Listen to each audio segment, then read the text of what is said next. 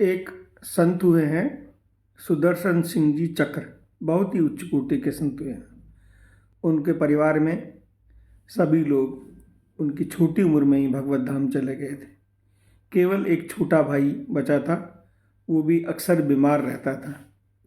एक रोज़ उसकी मृत्यु भी हो गई और उनके पास खबर आई कि छोटा भाई नहीं रहा, तो वो बहुत फूट फूट कर रोए, क्योंकि संसार में अब अपना कहने को कोई बचा ही नहीं था। एकमात्र वो छोटा भाई था, वो भी भगवत धाम चला गया। तो इसके लिए वो बड़े दुखी हुए और बहुत फूट फूट के रोए। कभी वो जीवन में नहीं रोए, लेकिन जब भाई की खबर लगी तो बहुत फूट फूट कर रोए। भगवान कृष्ण का उनको बचपन से इष्ट था। क्या देखते हैं कि अचानक भगवान कृष्ण उनके सामने प्रकट हो गए और उनको कहा कि मैं आपका छोटा भाई नहीं हूँ क्या? दादा जब उन्होंने उनके सामने प्रकट होकर कहा, आँखों से श्री कृष्ण की आंसू टपक रहे थे। भगवान कृष्ण ने को उन्होंने सुदर्शन सिंह जी चक्र ने गले लगा लिया और रोते हुए श्री कृष्ण ने उनको दादा कहा था। या तो वो दादा बलराम जी को कहते थे या उन्होंने चक्र जी को कहा। उनको सुदर्शन सिंह जी चक्र कन्नू कहकर संबोधन किया करते थे भगवान कृष्ण को। माँ यशोदा भी उनको कन्नू या कनवाई कहा करती थी।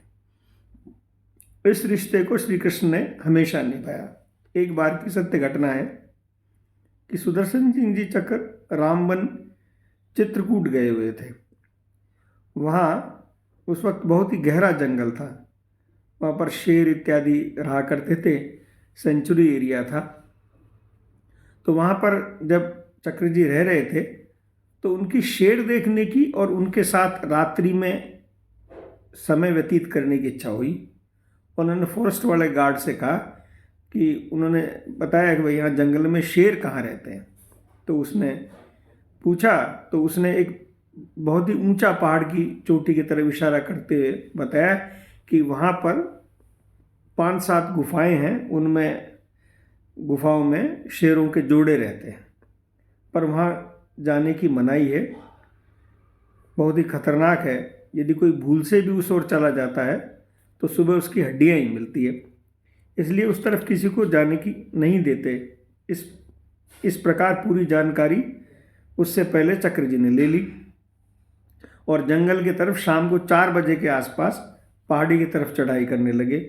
उस गार्ड की जैसे ही नज़र पड़ी तो उसने पुकारा, बाबू इस तरफ मत जाओ, रात होने वाली है, बहुत हिंसक जानवर रहते हैं, नीचे वापस आ जाओ। परंतु चक्र जी कहाँ सुनने वाले थे। वो तो उसकी तरफ देखकर मुस्कुराने लगे और पहाड़ी की तरफ चढ़ने लगे। गार्ड चिल्लाया कि आपको आत्महत्या करनी है क्या? आप संसार से परेशान होकर यहाँ मरने के लिए आए हैं क्या? परंतु चक्र जी हंसते हुए पहाड़ी की ओर चढ़ने लगे। अचानक गार्ड उनकी तरफ दौड़ा और वह गिड़गिड़ाया कि बाबू आप उस तरफ नहीं जाओ, सरकार की तरफ से मनाही है, वहाँ हिंसक जानवर रहते हैं, आपको कुछ हो गया तो साहब मुझे नौकरी से निकाल देंगे, मेरे बच्चों का क्या होगा? पर चक्र जी तो जैसे ठान ही चुके थे, पहाड़ी पर जाना ही था, शेर के साथ रात गुजारनी ही थी। वह हाथ हिलाते उसे जैसे आश्वस्त कर रहे हों कि तुम चिंता मत करो, मुझे कुछ नहीं होगा। गार्ड चिल्लाता ही रह गया और वो पहाड़ी पर चढ़ते चले गए। सूर्यास्त होने लगा तो लगभग पहाड़ी की वो जो चोटी थी उसके आसपास पहुंच गए। वहाँ बैठकर उन्होंने संध्या वंदन की और वो जो गुफाएं थी इंगित की गई थी उसने गार्ड ने, उस तरफ वो चलने लगे। पूर्णिमा की रात्रि थी तो चांदनी छिटक आई। चंद्रमा की रोशनी में चारों ओर पूरी फैल रही थी जंगल में। जंगल बड़ा सुंदर दिख रहा था। तो जैसे ही वो गुफा की तरफ बढ़े तो उन्होंने गुफा के नज़दीक निकले तो देखा 5-6 फीट की दूरी पर वनराज बैठे दिखाई दिए। दृष्टि पड़ते ही शेर उनके तरफ देखकर दहाड़ा, परंतु चक्र जी तो उसे ऐसे देख रहे थे जैसे कोई चिरपरिचित हो। उनके बदन पर लंबी लंबी काली पीली रेखाएं शेर की चांदनी में चमक रही थी तो वनराज की सुंदरता देखकर मुग्ध हो गए। शेर पुनः दहाड़ा तो उनको ध्यान भंग हुआ और वो शेर के नज़दीक जाने लगे और मुंह से बोलने लगे, अच्छा कन्नू, मैं क्या तुझे पहचानता नहीं हूँ? सभी रूपों में तुम ही तो है, मुझे क्या डांट रहा है? मैं तुझसे डरने वाला नहीं हूँ। क्या मैं तुमको पहचानता हूँ नहीं हूँ क्या? मैं आज तेरे साथ ही रात्रि विश्राम करूँगा। और शेर के नज़दीक जाकर उसके गले पर जैसे पालतू बिल्ली के कोई हाथ फेरता है ना, वैसे फेरने लगे।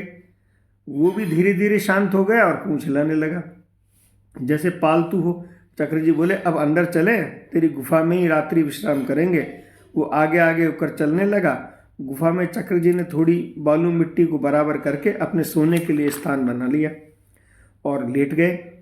वो शेर भी उनके पीछे लेट गया और लगभग आधे घंटे बाद कुछ हलचल हुई तो चक्र जी ने कोहनियों पर मुंह टेक कर बाहर की तरफ देखा। मानव गंध पाकर शेरनी अटैक करने की पोजीशन में बैठ गई। चक्र जी बिना डरे उसे आराम से लेटे लेटे उसे देख रहे थे, जैसे देख रहे हो कि अब वो क्या करती। शेरनी छलांग लगाने ही वाली थी कि पीछे से चक्र जी के ऊपर से छलांग लगाकर शेर उनके सामने कूद गया और उसके मुंह पर पंजा मारा और उसको अपनी भाषा में पता नहीं क्या बोला कि शेरनी चुपचाप पालतू बिल्ली की तरह उनके पास आकर बैठ गई। ये घटनाक्रम कुछ क्षणों में ही हो गया था। अब दोनों उनकी ओर निहार रहे थे और चक्र जी बोले, अब सो जाओ, बहुत रात हो गई है। ठंड का समय था, अतः दोनों शेर शेरनी चक्र जी के दोनों तरफ अपनी पीठ को चक्र जी से चिपका कर सो गए ताकि उनको ठंड ना लगे और उनके मुंह में दुर्गंध ना आए। इसलिए उन्होंने उनके जो सुदर्शन सिंह जी के जो चक्र थे उस तरफ मुंह कर लिए, क्योंकि हिंसक प्राणियों के मांसाहारी होते हैं ना, इसलिए उनके मुंह से बदबू आती है। तो इसलिए उनको बदबू ना आए और शरीर में भी गर्मी रहे, तो पीठ चिपका ली दोनों ने और दूसरी तरफ पंजे करके लेट गए। और सुबह जो है सुदर्शन सिंह जी चक्र 2:45 बजे उठ जाते थे, तो वो उठ के और ध्यान में बैठ जाते थे। वो उठे और ध्यान में बैठ गए तो दोनों शेर और शेरनी उठ के उनके सामने उनके तरफ मुख करके बैठ गए, जैसे कोई पालतू जानवर बैठा रहता है, और उनकी तरफ देखते रहे। वो ध्यान में बैठ गए। सूर्य निकलने तक वो ध्यान करते रहे। उसके बाद लगभग 8 बजे के आसपास वो ध्यान से खड़े हुए और खड़े होकर उनके दोनों के मुंह के ऊपर हाथ फेर रहे थे कि बोले, तुमने मुझे बहुत सुख पहुंचाया, मुझे बहुत प्रसन्नता हुई तुम्हारे साथ रात्रि गुजार कर, तुमने मेरी सुख सुविधा का बहुत ध्यान रखा, अब मैं चलता हूँ। तो दोनों उनके पैरों को में लौटने लगे, जैसे कह रहे हों कि अभी ना जाओ छोड़ कर के दिल अभी भरा नहीं, परंतु उन्हें तो वहाँ से अब नीचे उतरना ही था। अतः वो बाहर गुफा से निकले तो दोनों उनके साथ साथ आए और उनके साथ चलने लगे। तो चक्रदादा ने कहा, अब तुम यहीं रहो, मैं चलता हूँ। दोनों वहाँ खड़े हो गए और जब तक देखते रहे तब तक उनकी आंखों से दादा ओझल ना हो गए हों। डाक बंगला लगभग 1 किलोमीटर दूर सामने था। तो देखा वो गार्ड जो है वो अपने सहित 3 आदमियों को लेके उस तरफ चक्र जी को ढूंढने के लिए आ रहा था। सबके हाथों में बंदूकें थी और चक्र जी को जिंदा देखकर आश्चर्य हुआ, क्योंकि ऐसा पहली बार हुआ था कि कोई आदमी रात्रि में जंगल में रह गया हो और वो जिंदा बचकर आ गया हो। चक्र जी ने उनसे बोले कि किसी भी निरीह प्राणी को नहीं मारना चाहिए, सब में भगवान रहते हैं, सबको जीने का अधिकार है। और वह इस तरह 5 गेस्ट हाउस डाक बंगले की तरफ लौट आए।